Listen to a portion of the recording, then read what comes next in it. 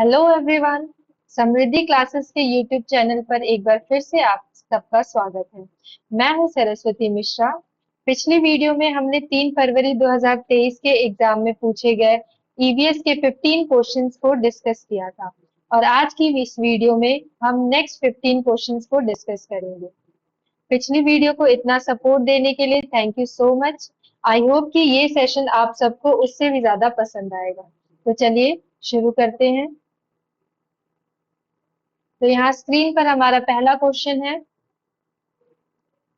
बोलती इमारतें गोलकोंडा किले के विषय में एक वृतांत है।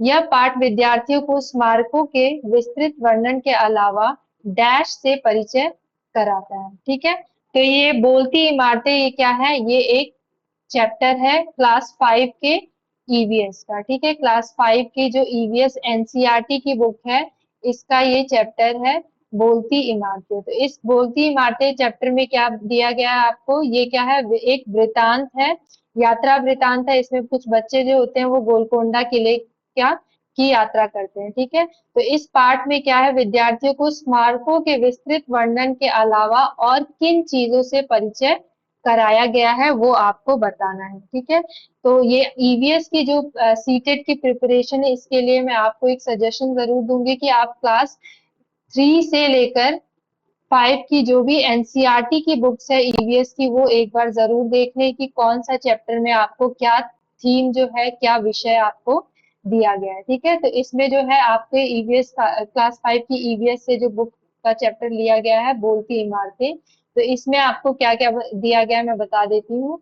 तो पहला ऑप्शन है कि इसमें तकनीकी अभिकल्पना जल के उपयोग पूर्व की व्यवस्थाओं के बारे में बताया गया है। तो ये सही है, इसमें ये स्टेटमेंट सही है आपका कि ये जो चैप्टर है इसमें क्या होता है, बच्चे जो होते हैं वो गोलकोंडा किले में जाते हैं और वहां की जो इमारतें, जो वहां की जो संरचना होती है, वहां जो दीवारें जो बनी होती है, किस तकनीक से बनी है, वहां क्या डिजाइन है, क्या विकल्पना है, तथा वहां के जो जल उपयोग है या वहां पे जल के प्रयोग की जो पूर्व समय में जो व्यवस्थाएं थी, उन सब के बारे में वो सभी बच्चे जानते हैं। ठीक है, तो ये वाला स्टेटमेंट जो है वो सही है। बी स्टेटमेंट देखिए, गोलकोंडा किले के निवासियों द्वारा ग्रहण किए जाने वाला भोजन। तो ये स्टेटमेंट आपका क्या है, गलत है। इसमें जो है, इस चैप्टर में आपको गोलकोंडा किले के निवासियों के बारे में कुछ जानकारी दी गई है, लेकिन उनके द्वारा ग्रहण किए जाने वाले भोजन के बारे में आपको कोई जानकारी नहीं दी गई है। ठीक है, सी ऑप्शन है आपका, युद्ध एवं शांति के दौरान किलों का सामाजिक एवं राजनीतिक जीवन। तो ये स्टेटमेंट भी आपका क्या है, सही है। इस चैप्टर में आपको ये भी बताया गया है कि जो युद्ध और शांति के दौरान जो होता था, जो सैनिक होते थे या जो राजा होते थे, उनका सामाजिक और राजनीतिक जीवन किस तरह का होता था और राजा वगैरह अपनी किस तरह की रणनीति अपनाते थे युद्ध के दौरान। तो ये सब इंफॉर्मेशन भी आपको इस चैप्टर में दी गई है। साथ ही साथ आपको इसमें क्या बताया गया है, स्थानों की पहचान हेतु किसी मानचित्र को पढ़ने के बारे में भी बताया गया है। इसमें आपको गोलकोंडा किले का जो मानचित्र है वो भी इस चैप्टर में आपको दिया गया है। तो उससे बच्चों को ये भी सिखाया गया है कि किसी मानचित्र को किसी स्थान की पहचान हेतु कैसे पढ़ा जाता है। तो इसमें कौन कौन से स्टेटमेंट सही हो जा रहे हैं हमारे, ए, सी और डी। तो हमारा ऑप्शन नंबर जो 1 है वो क्या हो जाएगा, सही हो जाएगा। ए, सी और डी ऑप्शन जो है हमारे जो स्टेटमेंट्स है वो सही हो जाएंगे। नेक्स्ट क्वेश्चन देखिए, हमारा जो नेक्स्ट क्वेश्चन है वो भी जो है हमारा ईवीएस की क्लास 5 की बुक से आया है, एनसीईआरटी बुक से। इसमें भी आपका देखिए क्या कह रहा है, ईवीएस का एक पार्ट खत्म हो जाए तो विषय यात्रा प्रस्तुत करता है, किंतु यह विषय यातायात तक ही सीमित नहीं है, लेकिन इसका एक विस्तृत और अधिक रुचिकर परिप्रेक्ष्य है। निम्नलिखित में से कौन इस परिप्रेक्ष्य का उदाहरण है। तो इसमें आपको जो ईवीएस का जो चैप्टर है पार्ट खत्म हो जाए, इसमें आपको यात्रा तथा यातायात के बारे में बताया गया है, लेकिन इस यात्रा और यातायात के अलावा भी जो है इसका एक वाइडर यानी कि विस्तृत और अधिक मोर इंटरेस्टिंग, मतलब कि और ज्यादा इंटरेस्टिंग इसका एक परिप्रेक्ष्य जो है वो बताया गया है। तो आपको बताना है कि इनमें से जो निम्नलिखित दिए गए हैं, इनमें से कौन सा ऑप्शन जो है वो इस परिप्रेक्ष्य का उदाहरण है। तो ये जो चैप्टर है खत्म हो जाए, ये ईवीएस का है, क्लास 5 ईवीएस की बुक से चैप्टर है ये।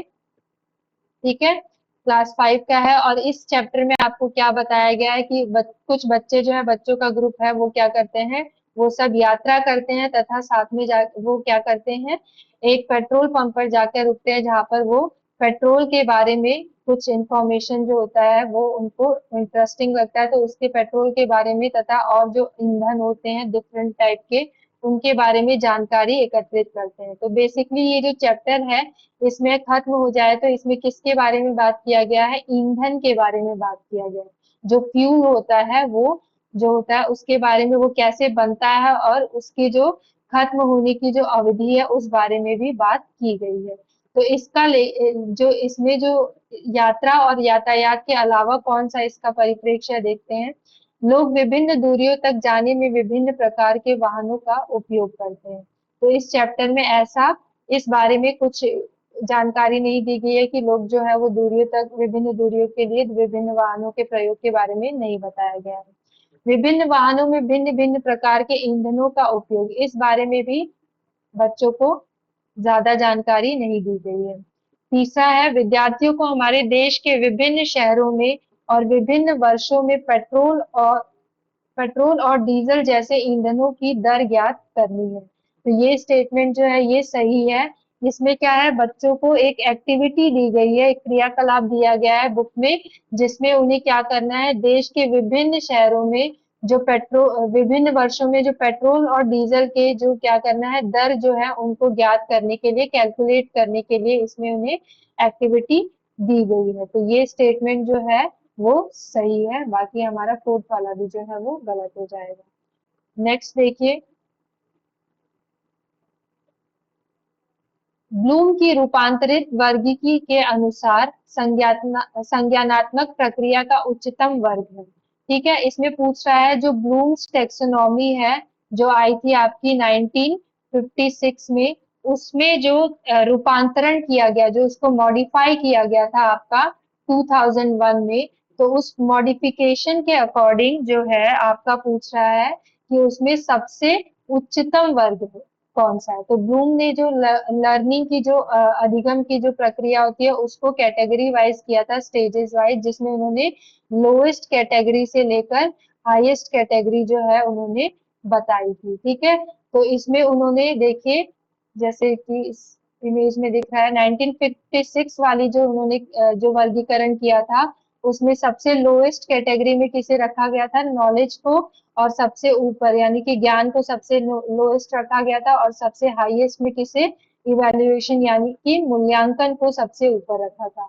लेकिन इसका जो रूपांतरित वर्गीकरण है जो कि 2001 में आया, उसमें जो ज्ञान है उसे तो लोएस्ट रखा गया, साथ में जो सृजन है यानी कि क्रिएटिविटी जो है बच्चे में, उसे सबसे हाईएस्ट कैटेगरी में रखा गया। तो इसमें आपको क्या पूछ रहा है, इस क्वेश्चन में यही पूछ रहा है कि जो उनकी जो मॉडिफाइड यानी कि रूपांतरित वर्गीकरण है उसके अनुसार सबसे उच्चतम वर्ग कौन सा है। तो इस इमेज से हमें पता चल रहा है कि रूपांतरित वर्गीकरण में सबसे उच्चतम कैटेगरी कौन सी है, क्रिएट यानी कि सृजन है। तो इसका सही आंसर क्या हो जाएगा, हमारा ऑप्शन नंबर 3 जो है वो सही हो जाएगा।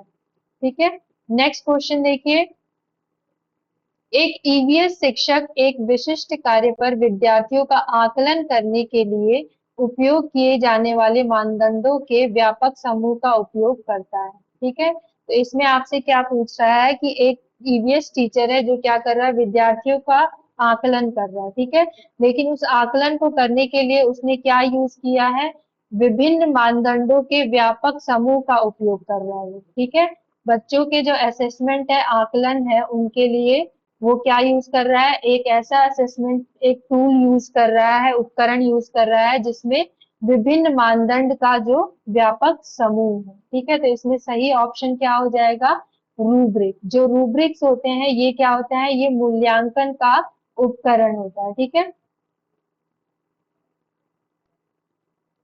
रूब्रिक्स जो है मूल्यांकन का एक उपकरण है, जिसमें क्या होता है, विभिन्न जो होते हैं मानदंड होते हैं जिसके द्वारा बच्चों का आकलन किया जाता है। जैसे कि ईवीएस में जो विभिन्न मानदंड होते हैं, रूब्रिक्स जो होते हैं, वो देखिए कैसे होते हैं, बच्चों का रिटन असाइनमेंट लिया जाता है जिसमें बच्चों की रेगुलरिटी चेक की जाती है, उनकी साफ लिखने में जो साफ सफाई है उसे देखा जाता है, फिर प्रेजेंटेशन कैसा है उसे चेक किया जाता है, कितना सही लिख रहे हैं ये चेक किया जाता है, ठीक है।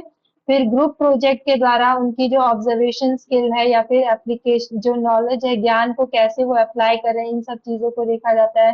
फिर एक जो मानदंड है एमसीक्यू है, एमसीक्यू में बच्चे की जो कंसेप्ट है, रीजनिंग है, ऐसे जो एस्पेक्ट्स हैं उनको देखा जाता है।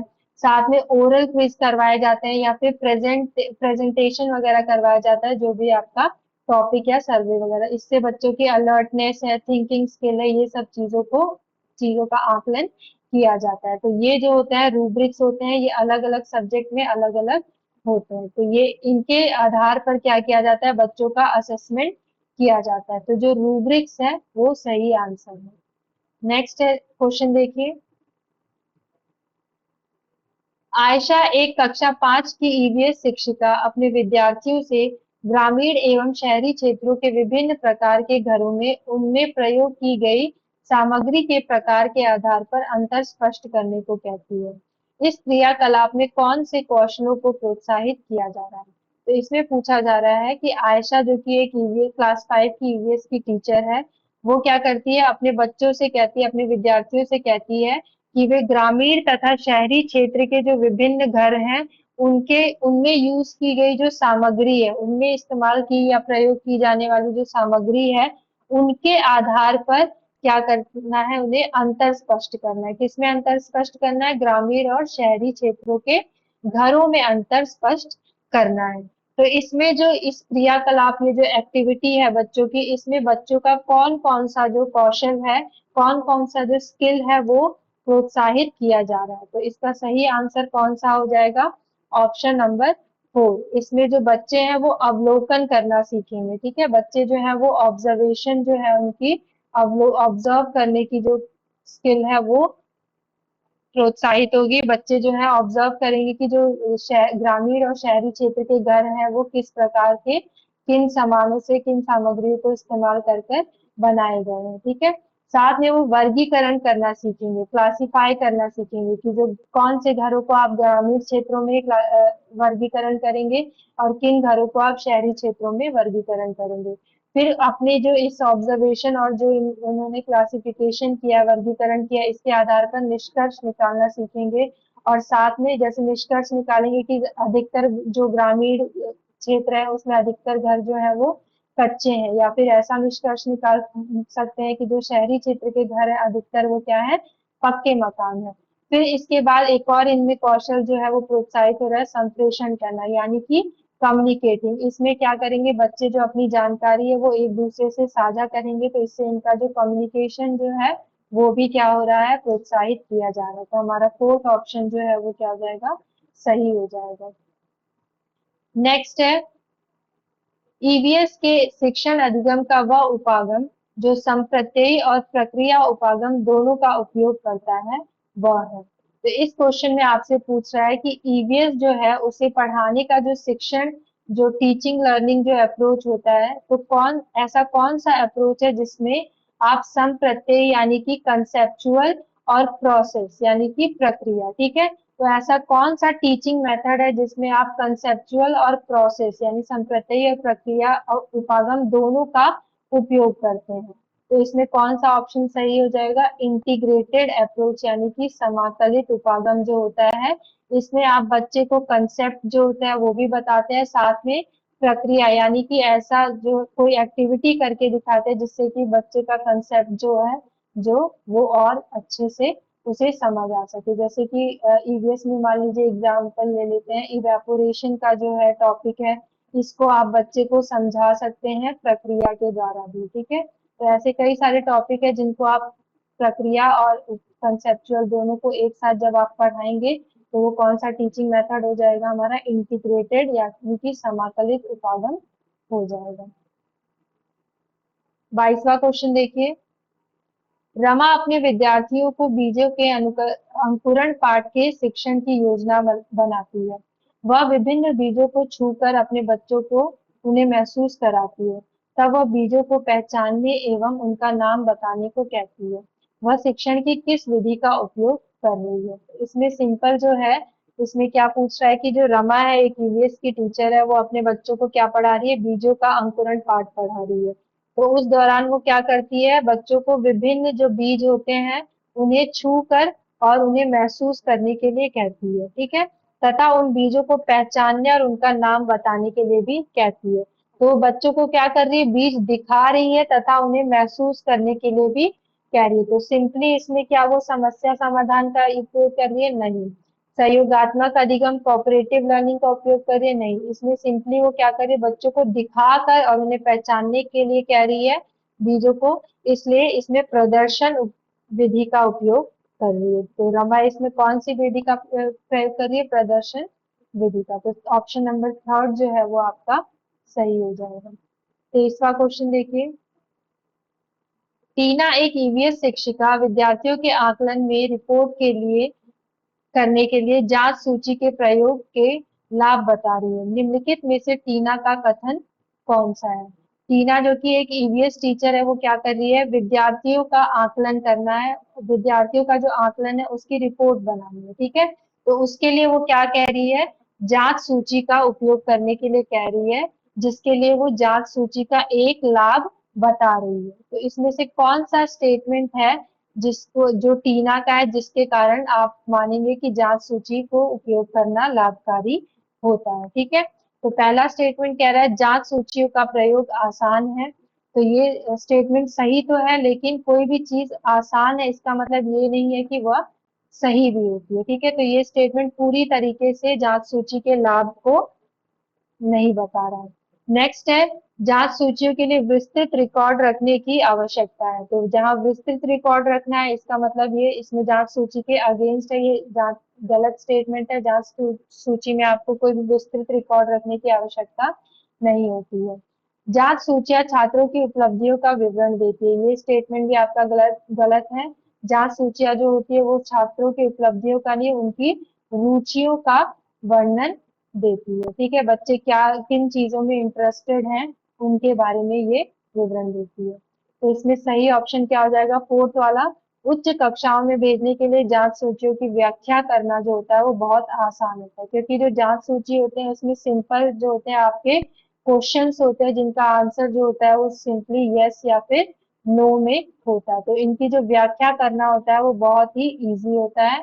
तो इनको बच्चों को उच्च कक्षाओं में भेजने के लिए ये जो है इनका यूज करना बहुत आसान होता है। तो ऑप्शन नंबर फोर जो है वो आपका सही हो जाएगा। तो चलिए देखते हैं अगला क्वेश्चन, क्वेश्चन नंबर 24। इसमें क्या कह रहा है, यात्रा का विषय पढ़ाते समय निम्नलिखित में से कौन सा उदाहरण संवादात्मक शिक्षण का है, ठीक है। तो इसमें बोल रहा है कि मान लीजिए आप कोई टॉपिक पढ़ा रहे हैं यात्रा का, ट्रेवल का, तो इसमें से कौन सा उदाहरण है वो क्या है, वो क्या शो कर रहा है, संवादात्मक शिक्षण। यानी कि ऐसा कौन सा उदाहरण है, कौन सा क्रियाकलाप है जिसमें आप डायलॉग्स का आदान प्रदान होगा, ठीक है, उसमें डायलॉग्स बोले जाएंगे बच्चों के द्वारा। तो पहला ऑप्शन कह रहा है कि विद्यार्थियों से यात्रा से संबंधित चित्र एकत्र करने के लिए कहना, ये गलत हो जाएगा। विद्यार्थियों से आपस में यात्रा पर प्रदर्शन करने के लिए कहना, ये भी गलत है, प्रदर्शन नहीं करना उसमें। यात्रा तथा टिकटों के प्रकार पर शिक्षिका द्वारा डिजिटल प्रस्तुतिकरण करना, इसमें डिजिटल प्रस्तुतिकरण कर रही है शिक्षिका, तो ये भी क्या हो जाएगा, गलत हो जाएगा। तो लास्ट वाला देखिए सही हो जाएगा।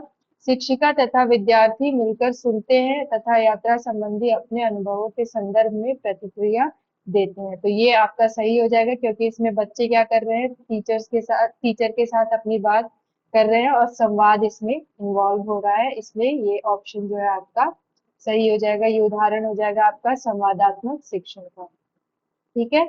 नेक्स्ट क्वेश्चन देखते हैं, क्वेश्चन नंबर 25। मिली एक 6 वर्षीय बालिका अपनी चीजें जैसे क्ले डो, किताबें, वर्कशीट, रंग इत्यादि किसी से साझा नहीं करती है। उसकी अध्यापिका को मिली को शामिल करके किसी भी संयोजक क्रियाकलाप का आयोजन करने में समस्या का सामना करना पड़ता है। मिली की अध्यापिका के रूप में आप क्या करेंगे। तो इसमें सिंपली पूछ रहा है कि मिली जो कि एक 6 वर्ष की बालिका है, एक बच्ची है, वो क्या करती है, वो अपनी चीजें किसी के साथ शेयर नहीं करती है। बुक्स हो गई, वर्कशीट हो गई, कलर्स, ये सब किसी के साथ शेयर नहीं करती है। तो उसकी जो टीचर है उसको इस चीज में कोई भी ग्रुप एक्टिविटी जो है उसको ऑर्गेनाइज करने में, कोई भी क्रियाकलाप जो होता है संयोजक क्रियाकलाप, उसका आयोजन करने में बहुत समस्या का सामना करना पड़ता है। तो अगर आप मिली की जगह रहते, मिली की टीचर की जगह आप रहेंगे, उसके अध्यापिका के रूप में अगर आप रहेंगे तो आप क्या करेंगे? तो हमें ऐसा कोई एग्जाम इसमें से ऑप्शन चूज करना है जिसमें हम मिली को, उसके मिली का सोशल बिहेवियर जो है उसको हम बढ़ा सके, ताकि वो अपनी चीजें जो है वो शेयर करना सीखे और हमारे संयोजक क्रियाकलाप करवाने में कोई भी जो है समस्या ना आए। तो इसमें क्या पहला ऑप्शन कह रहा है मिली को समझाए कि वो अपनी वस्तुएं दूसरों से साझा करे, तो ये गलत हो जाएगा क्योंकि बच्ची है वो मिली, तो सिर्फ उसको समझा देने भर से वो उस चीज को नहीं समझेगी। अन्य सभी छात्रों को समझाएं कि वे मिली के स्वत्वात्मक व्यवहार के साथ समायोजन करें। तो बच्चों को मिली के साथ एडजस्ट करने के लिए कहा जा रहा है, तो ये भी, इससे भी समस्या का समाधान आपका नहीं निकल पाएगा। उसके अभिभावकों को विद्यालय में बुलाकर उसके व्यवहार के बारे में चर्चा करें, तो इससे भी मिली का समाजीकरण जो समस्या है उससे समाधान नहीं मिल पाएगा, तो ये भी गलत हो जाएगा। मिली के व्यवहार के समाजीकरण को बढ़ाने के लिए विभिन्न समूह कार्य का संचालन करेंगे, तो ये आपका ऑप्शन जो है फोर्थ वाला सही हो जाएगा। इसमें आप उसके समाजीकरण, उसके सोशल बिहेवियर को बढ़ाने के लिए अलग अलग ग्रुप एक्टिविटी करवाएंगे ताकि वो बच्चों के साथ घुल मिल सके, फिर अपनी चीजें जो है वो शेयर करने में, अपनी चीजें साझा करने में उसको कंफर्टेबल फील हो जाएगा। ठीक है, तो ये फोर्थ वाला ऑप्शन जो है वो एकदम सही हो जाएगा। नेक्स्ट क्वेश्चन देखिए, प्राथमिक स्तर पर ईवीएस का कौन सा शिक्षण सामाजिक रचनावादी उपागम का अनुगमन करता है? ठीक है, इसमें पूछ रहा है कि प्राथमिक प्राइमरी लेवल पे अगर आप ईवीएस पढ़ा रहे हैं तो कौन सा शिक्षण की जो तकनीक है उसमें आप सामाजिक रचनावादी उपागम का अनुगमन करते हैं। ठीक है, तो इसमें ऑप्शन दे रहा है पहला, कहानी कविताएं तथा असल जीवन के वर्णनों को पाठ्य पुस्तकों में शामिल करना जिससे विविध कक्षाओं के अनुसार हो सके, तो ये सही है। आप कहानी कविताएं जब बच्चे पढ़ते हैं तो उससे क्या होता है, उनका रचनावादी जो है रचनावादी जो स्किल है वो बढ़कर आता है। ठीक है, साथ में वो असल जीवन के वर्णनों को जब पाठ्य पुस्तकों में शामिल करेंगे तो उससे बच्चे जो है अपने समाज के लोगों के बारे में भी जान सकेंगे। दूसरा ऑप्शन है पाठों को सरल एवं मानक भाषा में प्रस्तुत किया जाए, तो ये ऑप्शन आपका गलत हो जाएगा। पाठों को सरल भाषा में प्रस्तुत करना ये तो ठीक है, लेकिन एक मानक भाषा में, स्टैंडर्ड लैंग्वेज में प्रस्तुत करना क्या हो जाता है, गलत हो जाता है। ठीक है, इससे बच्चे की जो अधिगम है उसमें बाधा आती है।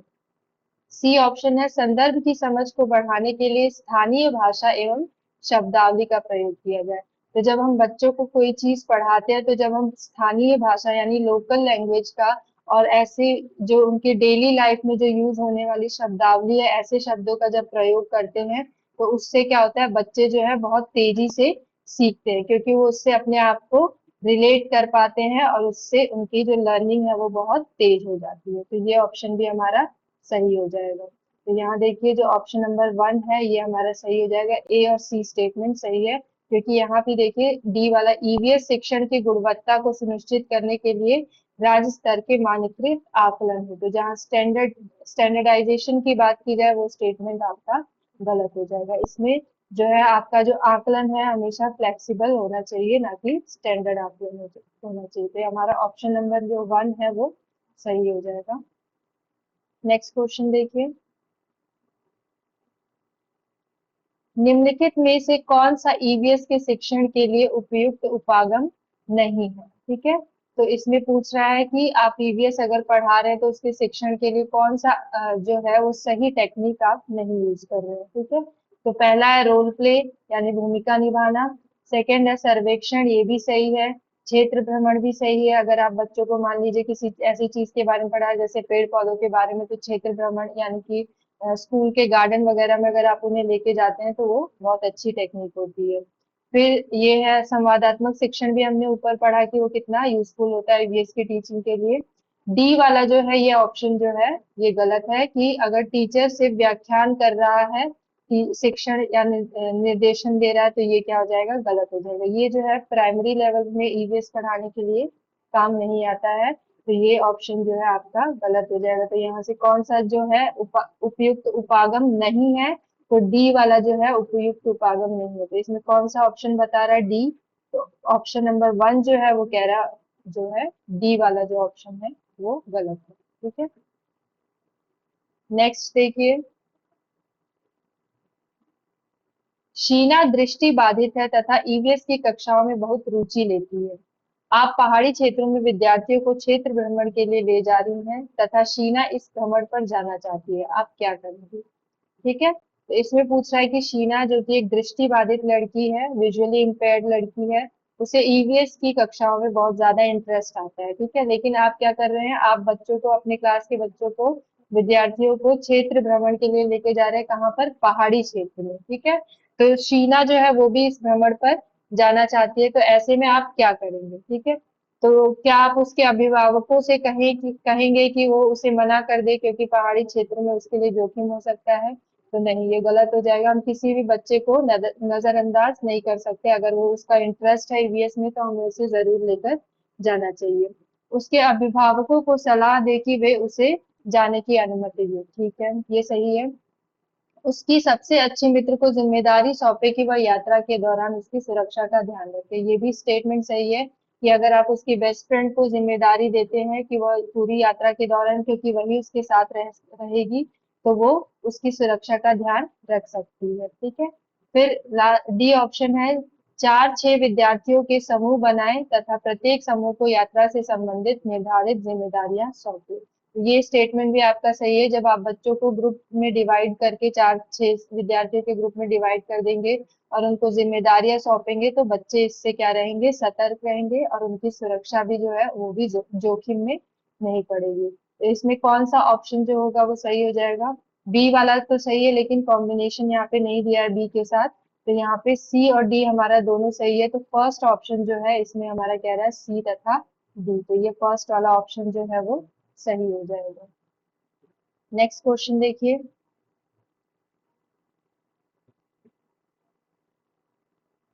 निम्नलिखित में से कौन सा ईवीएस में भावात्मक पक्ष से संबंधित आकलन का संकेतक है? ठीक है, इसमें आपको बताना है कि इसमें किस आकलन के उसमें जो हमारा भावात्मक पक्ष इन्वॉल्व हो रहा है। ठीक है, तो इसमें आंसर जो है आपका कौन सा हो जाएगा? भावात्मक पक्ष यानी कि बच्चे बच्चे जो है वो इमोशनली इन्वॉल्व होंगे उसमें। तो किसमें? ऑब्जर्वेशन में तो नहीं होंगे, वो बच्चा अकेला ऑब्जर्व ऑब्जर्व करेगा, तो उसमें कोई इमोशंस का इन्वॉल्वमेंट नहीं है। ठीक है, डिस्कशन में भी नहीं है। साथ मिलकर काम करना सीखना, ये जो ग्रुप एक्टिविटीज होती है, इससे क्या होते हैं? बच्चे जो होते हैं वो इमोशनली इन्वॉल्व होते हैं और इससे इनका इफेक्टिव डोमेन जो होता है वो, अफेक्टिव डोमेन वो इसमें इन्वॉल्व होता है। ठीक है, और यहाँ पे एक्सपेरिमेंट भी जो है ये भी गलत ऑप्शन हो जाएगा। तो ऑप्शन नंबर थर्ड जो है आपका सही आंसर इसका हो जाएगा। यहाँ लास्ट क्वेश्चन देखिए। ईवीएस की कक्षा में जब कोई बच्चा अन्वेषी प्रश्न पूछता है तब वह अपने कौन से कौशल को बेहतर नहीं कर रहा है? ठीक है, कोई बच्चा है, आप जब ईवीएस पढ़ा रहे हैं तो वो क्या कर रहा है? बार बार अन्वेषी क्वेश्चन पूछ रहा है आपसे। ठीक है, जैसे कि अन्वेषी क्वेश्चन मतलब कि व्हाट, वाई, ऐसे वाले क्वेश्चन वो बार बार आपसे पूछ रहा है, तो वो अपने कौन से कौशल को बेहतर नहीं कर रहा है? तो सुनने का कौशल, नहीं सुनने के कौशल, क्योंकि आपसे, अगर आपसे वो कुछ पूछ रहा है यानी कि आपके आंसर को वो सुनेगा भी, तभी बार बार वो क्वेश्चन भी कर रहा है। ठीक है, प्रदर्शन कौशल, तो इसमें बच्चा जो है वो कुछ प्रदर्शन नहीं कर रहा है। ठीक है, तो ये वाला जो कौशल है, ये तो इसमें इसका जो कौशल है वो बेहतर कर रहा है वो। ठीक है, लेकिन इसमें कोई प्रदर्शन वो नहीं कर रहा है, इसलिए यहाँ पे प्रदर्शन कौशल उसका बेहतर नहीं होगा। डिस्कशन स्किल यानी कि विवेचना कौशल, ये सही है। बच्चा जो है आपसे क्वेश्चन आंसर कर रहा है तो वो उसमें डिस्कशन में इन्वॉल्व है वो। ठीक है, और क्रिटिकल थिंकिंग भी, बच्चा क्रिटिकल थिंकिंग उसका सही है, स्किल अच्छा है, तभी वो आपसे क्वेश्चन कर पा रहा है। तो ये तीनों जो है उसके जो कौशल है वो बेहतर हो रहे हैं, सिवाय सेकंड वाले के जो कि प्रदर्शन कौशल है। ठीक है, तो आपका सही ऑप्शन क्या हो जाएगा इसमें? सेकंड ऑप्शन, प्रदर्शन कौशल। ठीक है, तो यहाँ पे आज हमने 30 क्वेश्चन जो है अपने कंप्लीट कर लिए इस वीडियो में, और साथ में अगली वीडियो में अब हम नए दूसरे पेपर को डिस्कस करेंगे। ठीक है, so thank you so much for watching this video. Please like this video and subscribe the channel for more videos. Thank you so much.